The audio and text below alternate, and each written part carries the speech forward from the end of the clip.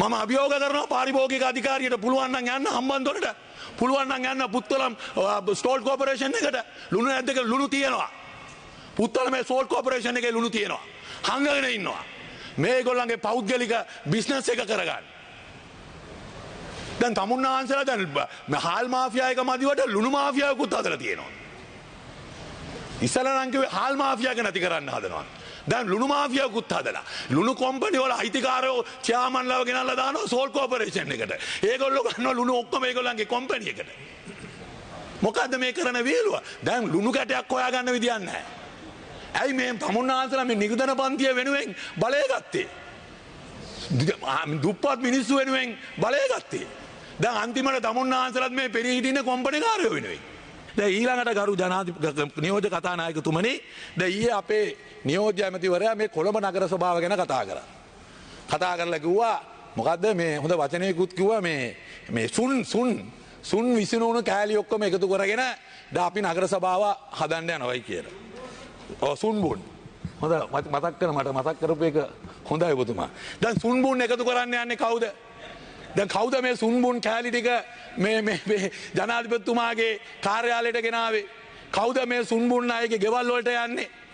කවුද කියලා ගෙවල් වලට ගිහිල්ලා කිව්වේ අපි අර කොමිටිය එකේ සභාපතිකම දෙන්නම් මේ කොමිටිය එකේ සභාපතිකම දෙන්නම් අපිට නගරාධිපති වෙන්න ඡන්දෙ දෙන්න කියලා කවුද කතා කරේ? ඔබතුමාලා තමයි කතා කරේ. දැන් සුන්බුන් කෑලි ටිකනේ. දැන් සුන්බුන් කියලා ඔබතුමාලා කියන ටිකනේ ඊයේ ජනාධිපතිතුමා පෙරේදා පැලවත්තට ගෙනාවේ. ඒ තමයි සුන්බුන් කියලා කියන්නේ එක මන්ත්‍රී දෙන්න ඉන්න අය. ඒක කරා. ඊළඟට කිව්වා අර නගරාධිපතිතුමා අපේ පෙරදුනේ මේ පොඩි ළමයෙක්ට කියලා මේ මෙච්චර කියලා මට මතකයි මේ අතත් පෙන්නවා මෙච්චර කියලා. ජනාධිපතිතුමාත් කිව්වා පොඩි ළමයෙක් කියලා. පොඩි ළමෙන් නෙමෙයි. පාසල් යන දරුවෝ දෙන්නෙක් ඉන්න අම්මා කෙනෙක් අවුරුදු 39. ඒකත් බොරුවක් කිව්වේ. පරාදයි. ඒක ගැන අපි වාදයක් නැහැනේ. තමුන්නාන්සලා ඒකත් බොරුනේ කිව්වේ. ඒකත් වචනේ.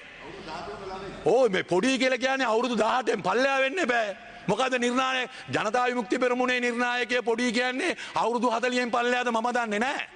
නමුත් ලෝක නිර්ණායකයා නම් අවුරුදු 18ට අඩු වෙන්න ඕනේ. නේද? ජනතා විමුක්ති පෙරමුණේ නිර්ණායකයෙක් දන්නේ නැහැ පොඩි කියලා මේ අතිමුත් පෙන්නනවා මෙච්චර සයිස් කියලා. ඔය අර පොඩි ළමයෙක්ව ළමා අපචාර වලට කරලා මිය ගියා. ඒ ළමයාට තාම සාධාරණත්වයේ ඉෂ්ට උනේ නැහැ. තමුන්නාන්සලාගේ සංවිධායකතුමාට විරුද්ධව පොලිසියේ පැමිණිලි තියෙනවා. අම්මගේ පැමිණිලි තියෙනවා. තාම යාවත් තරම් ගොඩ ගත්තේ නැහැ. අන්න අර පාසල් ළමයා ඒ ළමයාට කරපු ළමා අපචාරයෙන්ද ඒ ළමයා ඒ හිංසනයෙන් සියදිවියානි කරගත්තා. අන්න පොඩි ළමයි. ඒ පොඩි ළමයි ගැන නෙමෙයි කතා කරන්නේ මේ අවුරුදු 39ක ඉස්කෝලේ යන ළමයි ඉන්න අම්මා කෙනෙක් ගෑවිලා කියනවා පොඩි කියලා. ඉතින් මම දන්නේ නැහැ එතුමාලා කොහොමද මේ පොඩි එක නිර්ණායක කරේ. දැන් දැන් බලය හදන්න කට්ටිය මදි. දැන් කට්ටිය මදි වුණාම කට්ටිය ගන්න ඕනේ. ඕක කලින් අපි කිව්වා. ඕක තේරුම් ගන්න නැතුව තමයි තමුන්නාන්සලා විශාල ලෙස කතා කරේ. ඒ විතරක් නෙමෙයි. දැන් මේ පළාත් පාලන ආයතනවල නීතිය හදන්න කවුද වැඩ කළේ? 2017 ඔය කමිටුවේ වර්තමාන ජනාධිපතිතුමා හිටියා ඔය කමිටුවේ. එතුමා සහයෝගය දුන්නා. ඕක හදන්න. එතුමාගේ අනුමැතිය එක්ක තමයි මේ කමිටුව මේ එදා අනුමැතිය ගත්තේ. අපි ආණ්ඩුව ඇතුලේ ඉඳගෙන අපි විරුද්ධ වුණා. මේක මේ ක්‍රමය යම් අසාර්ථකභාවයක් තියෙනවා කියලා. නමුත් එදා ජනාධිපතිතුමා විපක්ෂයේ ඉන්නකොට මේක විපක්ෂයට වාසියින්ද එතුමා කැමති වුණා. දැන් ආණ්ඩුවට ගියාම දැන් අවාසිය තේරුම් අරගෙන දැන් කියනවා මේක මාරු කරගන්න ඕනේ කියලා. ඒකයි මම කිව්වේ තමුන්නාන්සලා හැම තිස්සෙම අර කන්න ඕන වුණාම කබර ගෝයාවත් තල ගෝයා කරගන්න න්‍යායය තමයි ඉන්නේ. Tamanට වාසි වෙනකොට හොඳයි. Tamanට වාසි වෙනකොට ප්‍රകൃති. Tamanට අවාසි වෙනකොට ඒක විකෘති. දැන් ඉස්සර ජනාධිපතිතුමා කිව්වා මේ පාර්ලිමේන්තුවට පළවෙනි පනත ගේන්නේ පක්ෂ මාරු කරනවාට විරුද්ධව පනත තමයි ගේන්නේ කියලා කිව්වා. මට මතකයි. පළවෙනි පනත පක්ෂ මාරු කරනවාට. මොකද ජනාධිපතිතුමා මෙතන ඉඳන් කියලා තියෙනවා අපිට මතකයි. අද ඉන්න එක්කෙනා මේ පැත්තේ ඉන්නවා, මේ පැත්තේ ඉන්නවා. Honorable Mujibur Rahman, you have 2 more minutes of your allocated time. මේ ජයන්ත ඇමතුමා. විනාඩි 5. හරි. එතකොට ජනාධිපතිතුමා කිව්වා මේ විකෘතිය නැති කරන්න ඕනේ කියලා. පළවෙනිම පනත පාර්ලිමේන්තුවට ගේනවා කිව්වා පක්ෂ මාරු කරන්න බැරි පනතක්. දැන් මොකද වෙලා තියෙන්නේ? දැන් පක්ෂ මාරු කරගන්න පනත නෙවෙයි. දැන් අනිකුත් පක්ෂවල ඉන්න කට්ටිය ගන්න උත්සාහ කරනවා. ස්වාධීන කණ්ඩායම විතරක් නෙමෙයි සජබේ දිනපු අයට කතා කරලා තියෙනවා. එක්සත් ජාතික පක්ෂයේ දිනපු අයට කතා කරලා තියෙනවා. ඒ වගේ දැන් තනි තනියෙන් පක්ෂ වලට කතා කරනවා. ඒ කියන්නේ තමුන්නාන්සලාට ඒක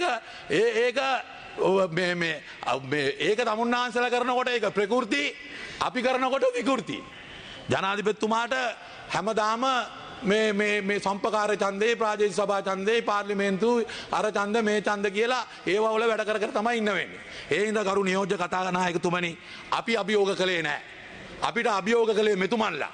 මෙතුමන්ලා තමයි අභියෝග කළේ පුළුවන් නම් එක සභාවක බලය පීඨල පෙන්වන්න කියලා අපිට අභියෝග කළා. අපි ඒ අභියෝගේ බාරගත්තම දැන් කෙන්දිරි ගන්නවා.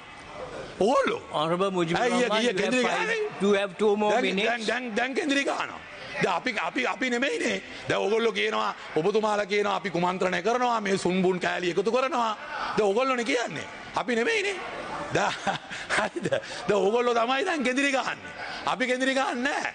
අපි ඕගොල්ලෝ කරපු අභියෝගයේ බාරය අරගෙන අපිත් වැඩේට බෑලා තියෙනවා. හරිද? අපිත් වැඩේට බෑලා තියෙනවා. ඒ හින්දා දැන් කෙන්දිරි ගන්න එපා.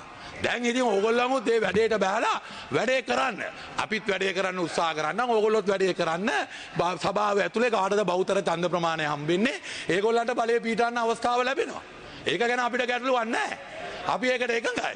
එකඟ වෙලා තියෙන්නේ තමුන්නාන්සලානේ. ඇඟේ හයියෙන්, කටේ හයියෙන්, පාර්ලිමේන්තුවේ 159 හයියෙන් මේවා වල බලය අල්ලන්න ආවේ. අපි නෙමෙයි. හරි ඒකනේ මං කිව්වේ මම කිව්වේ කෙන්දිරි ගහනවා කියලා කියන්නේ ඕකටනේ. හරිද? ඒ හින්දා කෙන්දිරි ගහන්න නැතුව වැඩේ කරලා පෙන්නන්න. හරිද? අපි අඬන්නේ නැහැ. අපි කතා නොකර අපි මේක ගැන කතා නොකර ඉන්න බැලුවම ඕගොල්ලන්ගේ